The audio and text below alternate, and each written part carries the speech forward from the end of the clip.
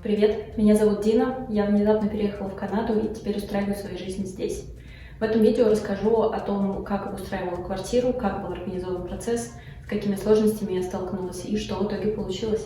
Прежде чем перейти к теме видео, я хочу сказать, я вам очень благодарна за внимание к первому моему видео, за все лайки, комментарии, за все ваши пожелания по темам будущих видео. В конце ноября у меня был день рождения, и лучший подарок мне сделали именно вы своим вниманием к моему блогу. Итак, квартира. Что дано? Площадь около 80 квадратных метров, кухня, совмещенная с гостиной, 2 спальни, из одной из которых мы делаем домашний офис, 2 ванные, и из техники только то, что встроено в кухню, и стиральная машина с сушилкой. Из мебели, соответственно, только кухня, в остальном голые стены. То есть нужно буквально все. И бюджет чем меньше, тем лучше, но, как говорится, без фанатизма, потому что есть с пола и жить в коробке тоже не хотелось. Сроки 3 недели до дня X, то есть до того дня, когда нам нужно освободить временное жилье. Почему обустройство оказалось сложной и изматывающей задачей? Во-первых, это необходимость принимать большое количество решений. Судите сами. Когда вы хотите что-то купить, вы определяете, чего хотите, и изучаете все варианты перед финальным выбором. В моем случае купить нужно было очень много позиций, и цикл изучения, определения, чего мы хотим, и финального выбора повторялся много раз. Плюс приходилось все время переключаться с мебели на технику, с техники на какие-то бытовые необходимые вещи, там, в виде организации хранения. И по мере выбора открывались как-то новые слои. Например, когда выбирали кровать, на что ориентировалась? На высоту и ее размер. По ходу начали возникать какие-то еще вопросы. А нужно ли хранение под кроватью? А какой она должна быть высоты? Выбирая пылесос, тоже думаешь, что важно, наверное, мощность. Потом начинаешь смотреть, оказывается, нужно определиться с типом пылесоса. Это будет такой пылесос-швабра, стик, или это будет, так сказать, классический агрегат со шлангом, или это вообще будет робот-пылесос. А должен ли быть моющим и так далее. То есть очень много решений, очень много вопросов нужно задать и на них ответить. Вторая сложность – это отсутствие знакомых брендов. Это касается и мебели, и техники, и, в принципе, магазина для домашней обстановки. Разве что Икея, но я не хотела, чтобы квартира была похожа на разворот каталога, поэтому пошла по сложному пути. То есть по каждой позиции я читала отзывы, смотрела рейтинги, искала какие-то пользовательские фотографии, смотрела видеообзоры на YouTube. Изначально была идея, что мы возьмем машину в аренду и поездим, многие вещи выберем вживую, так сказать. Но по факту так не получилось, потому что ассортимент офлайн-магазина и онлайн очень сильно отличается. Например, есть такая сеть Home Depot. Я выбрала там кровать через интернет и хотела поехать посмотреть на нее вживую. Когда мы туда приехали, оказалось, что в этом магазине мебель вообще вот так вживую не представлена. То есть приходится ориентироваться все-таки на онлайн-отзывы. Возможно, у них есть где-то какой-то отдельный шоурум с мебелью, но времени на это не было, поэтому выбирала практически вслепую, по отзывам. Что я должна была сказать? Что еще должна была сказать? Третье, что оказалось сложным, это доставки. Один и тот же заказ может приехать в разных коробках в разные дни. А поскольку я заказывала из разных магазинов, плюс заказывала не все сразу, а по мере выбора, то пришлось сделать целый календарь доставок, и реально почти каждый день что-то приезжало. Поскольку квартира пустая и мы в ней не жили, а жили во временном жилье, я практически как на работу каждый день приходила сюда, забирала доставку в квартиру, распаковывала, выкидывала упаковочную коробку, если это мебель, собирала ее по мере своих сил, и этот цикл повторялся много-много раз. И все это время был муж, возможно, спросите вы, он помогал по мере возможности, но поскольку в конце ноября он уже начал работать, то я взяла весь этот процесс на себя, насколько у меня хватало сил. Как был организован весь процесс? Во-первых, у меня был список всего, что нужно купить, от мебели до винного штопора. Я его потом использовала как чек-лист.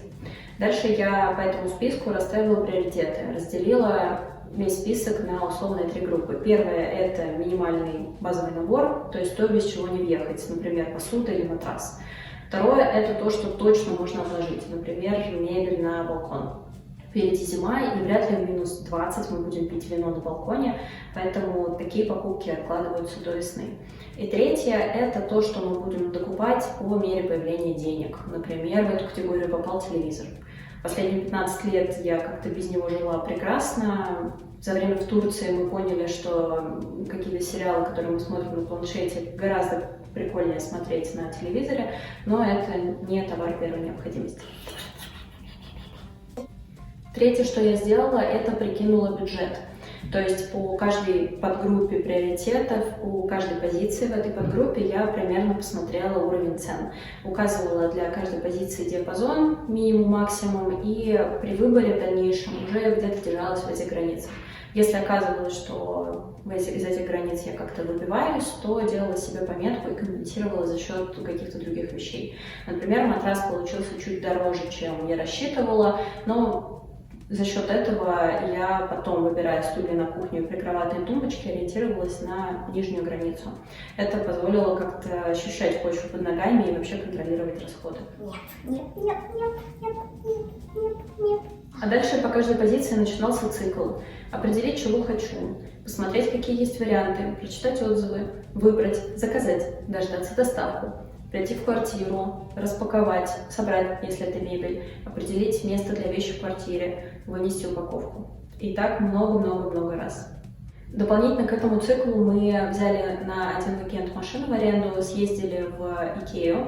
Там мы купили такие мелочи, которые сложно заказать через интернет, например, посуду, постельное белье, светильники и так далее. И съездили также в магазин Костка, это, я так понимаю, североамериканская или, может быть, не только североамериканская сеть. Там в основном продается еда, и это такой мелкооптовый магазин, то есть там все в больших упаковках, по несколько штук. Я рассчитывала там купить еще какие-то хозяйственные товары, но там их практически не было, зато мы купили запас продуктов, мне кажется, на год. Из личного и немного забавного, когда мы приехали в Икею, мы набрали там 2 полные корзины. И перед кассой решили провести ревизию. Ну, все же так делают, набирают все, а потом перед кассой выкладывать ненужное. Так вот, ревизия провалилась, потому что, когда нет ничего, нужно все, непонятно по каким критериям выкладывать. Что-то нужно прямо сейчас, что-то все равно будет нужно, может быть, через месяц, через 2, поэтому в итоге все эти 2 полные корзины без какой-то редактуры, в общем, пошли на кассу. Про магазины я могу снять отдельный обзор, если это интересно, дайте знать в комментариях. В описании к этому видео я оставлю все ссылки на рейтинги и магазины, которыми я пользовалась. Возможно, кому-то из вас это будет полезно. Во всем этом процессе я сделала пару интересных наблюдений и хочу с вами поделиться. Первое, здесь в технике как будто нет такого среднего сегмента. Я это заметила на пылесосе и кофемашине. Что это значит? Есть совсем простые модели, возможно, не очень надежные, без какого-то большого количества функций, а дальше как будто то, что называется навороченное. И вот этот средний сегмент, когда ты покупаешь хорошую технику, хорошие отзывы, но там нет наворотов, такого как будто бы нет. Возможно, мы просто плохо искали, возможно, такая техника заказывается где-то в других магазинах, не там, где я искала, но вот такое наблюдение сделала. Второе наблюдение относится не только к обустройству квартиры, но в принципе ко всем онлайн-покупкам. Это абсолютно непонятно, непредсказуемо, как списываются деньги с карты. Момент списания может быть в момент заказа, в момент отгрузки для доставки, в момент самой доставки. Плюс к этому могут быть списаны деньги сразу, могут быть списаны все, потом они же все возвращены и списаны как-то по частям, в зависимости от того, как доставляется заказ. В общем, это абсолютно непредсказуемый процесс, и поскольку на кредитке у меня маленький лимит, как у новоприбывшего, это был тот еще челлендж, вот это все менеджерить и следить, чтобы не уходить за отведенный лимит. Я пробовала делать покупки с дебетовой карты, но банк очень быстро мне ее заблокировал за нехарактерные покупки. Итого, вчера мы переехали, сдали ключи от временной квартиры. У нас есть кровать с матрасом, есть постельное белье, полотенце, есть все необходимые вещи на кухне, и кастрюли, и сковородки, из техники чайник и кофемашина. В домашнем кабинете вот один стол и один стул, второй стол еще в коробке не разобранный, так же как и диван. Быстро покажу, что получилось в итоге, как выглядит наша квартира сейчас. Здесь кабинет. Я снимаю это уже на следующий день, поэтому диван и второй рабочий стул мы собрали. Наша гостиная полностью пока пустая, есть только ковер и светильники. Кухонный стол со стульями. Мы решили на таком варианте остановиться. И пока спальня, в которой только кровать. Хотелось бы, конечно, чтобы квартира планировалась по картинкам в Пинтересте и собирать какие-то красивые изображения и продумывать дизайн, но, к сожалению, из-за нехватки времени пока получается вот так. Мы будем продолжать, конечно, этот процесс. Пока общий бюджет, общие траты я не посчитала, но из того, что было заложено, и мы примерно придерживались запланированных цифр, мы уже потратили порядка 9 тысяч, и еще где-то 10 нужно на то, чтобы закончить обустройство, то есть купить все-все, и там телевизор, и мебель на балкон, и так далее. В квартире пока немножко пустовато, это заметно по тому эху, которое есть, когда разговариваешь. И несмотря на то, что я, конечно, ориентировалась на все вещи из списка, какие-то небольшие мелочи в виде вот светящейся головы я все-таки замечала и тоже покупала, чтобы какое-то было ощущение уюта. В описании к этому видео я прикреплю все ссылки со своими примечаниями, все, чем я пользовалась. Посмотрите, если вы планируете переезд, попробуйте оценить свои потребности и свои затраты. Обратите внимание, что цены могут быть как в канадских, так и в американских долларах. Разница между ними где-то 30%, и это может существенно влиять на бюджет. Задавайте вопросы, которые у вас появились в комментариях. Поскольку переезд закончен, я буду больше времени уделять блогу, чаще выпускать видео, активнее отвечать в комментариях. Лайк и подписка все еще улучшают интернет-карму. Спасибо вам за просмотр и до встречи.